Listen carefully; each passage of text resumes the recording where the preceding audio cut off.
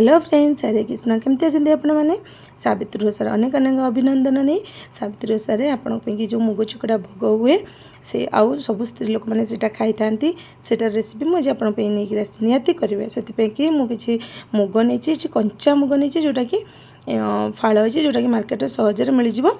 तो से मुगर ही आम करवा मु पानी देकर भिजे देली चोपा सहित जो मुगटा आसता है आउ कि चोपा छड़ा मुग आसता है जोटा कि बिल्कुल भी भल लग न था ना तार टेस्ट आउ स्मेल आपड़ यही मुगर करेंगे निहाती परफेक्ट आसो आईटा ही भोगर लगी थाए। तो 4-5 घंटा मु पानी भिजे दी तापर एमती चकड़ी देवे चोपा सह मुगटा को खाली हाथ में टे चकड़ी देले ही मुगर चोपा बाहर जाए कारण बहुत पतला चोपा थाए।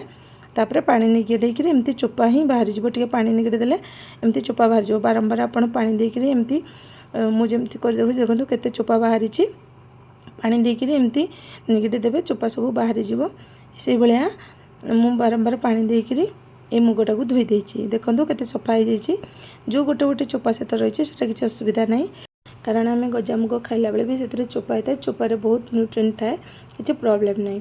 तापर मुझे किसी फल नहीं नड़िया गोटे काकुड़ी नहीं कदली नहीं आपिल नहीं सावित्री ओषा विभिन्न प्रकार फल मिलता है और भोग पे आसता है। आप सब फल नहीं पारे ना आप मनपसंद फल नहीं पारे मत युड़ा ही भल लगी था से मुझा ही व्यवहार करेतु मोर क्वांटिटी कम से कि गोटे काकुड़ी फाड़े ही नहीं छोट छोट कर काटी देछि। बाकी फल आपड़ देपारे आपड़ जो फल चाहूे किंतु एतिकी फल द्वारा ही बेसी भल लगी था। नॉर्मली यही काकुड़ी कदली आ आपिल नड़िया यहाँ समस्त पाखे अवेलेबल थाए। अलग दिन मानक आपड़ी खाया इच्छा करते यहाँ कर खाए बहुत भल लगी था आ पेट पे भी मत बहुत ठंडा अलग ओषाबारे आप खाईपर। तापर नहीं गोटे आपिल आपिल मुझे छोट खंड गोटे नहीं छोट छोट कर काटी देछि। सब फल को आम जोटा व्यवहार करवा छोट छोट कर काटिबा कारण खाइला बेले जमी पाटे बड़ बड़ खंडे असुविधा हुए हेबनी से भाया छोट खंड कर काटिबा। तापर कदली को मुझे छड़े दे देछि। कदली गुड़ा को बहुत जन हाथ में चकड़ी दे था तो सेटा अनेक लोक मन को खाया भल लगी न था अलग जन चकड़े मत सेमती आउ चकड़ी खाया भल लगी न था हाथ में से मुझे गोटे फोक नहीं से एमती प्रेस करवा द्वारा सहजरे चकड़ी हो जाए कारण मुग चकड़े टे कदली जदि मास हो रहे ताले भल लगी था काटिले तो भल लगी न था से मास कर देछि। तो आपण मैंने एमती चामच साहाଯ୍य करें जे कि आउ के खाइले घृणा लगनी।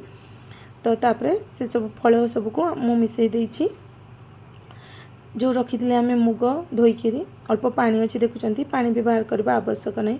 आपन जदि पानी रखा पसंद नुह ताले आपन पूरा स्ट्रेन करें टिके अधे पानी गले भल लगी थाए।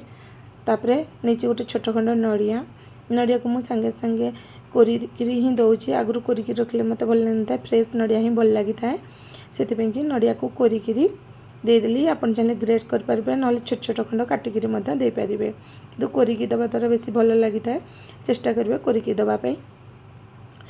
तापर मुझे 4 चामच पखापाखि हम चीनी देछि एटा मोर मीठा अनुसार देछि आपन क्वांटिटी कम बेसी करेंगे।